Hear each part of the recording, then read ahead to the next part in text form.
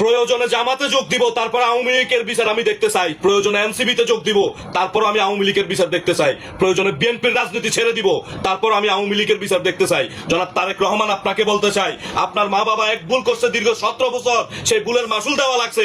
আপনি যদি এখন আরেক ভুল করেন, তাহলে আগামী 40 বছর সেই ভুলের মাসুল আপনাকে এবং আমাদের সকল জাতিকে দিতে হবে। এই mother of mafia agent of lady ফেরাউন শেখ হাসিনাকে দিল্লি থেকে এনে বিচারের আওতায় নিয়ে আসেন এবং তার অন্যান্য যে সমস্ত নেতাগুলো দেশ ছাড়ায় পালাইছে তাদেরকে দেশে নিয়ে আসার ব্যবস্থা করেন এবং দেশের ভিতরে গাপটি মেয়েরা যেখানে পলাতক রয়েছে ওই সমস্ত কুত্তা লীগের কুত্তার বাচ্চাগুলোকে টেনে গর্ত থেকে বের করে তারপরে বিচারের কাস্টডিতে দাঁড় করান। তা না হলে আপনার উপরে মানুষের আস্থা চলে যাবে।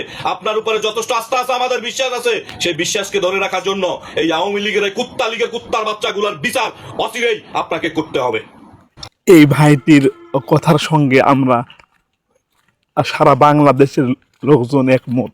এই ভাইটি সঠিক কথাই বলেছে এবং এটাই বাস্তব।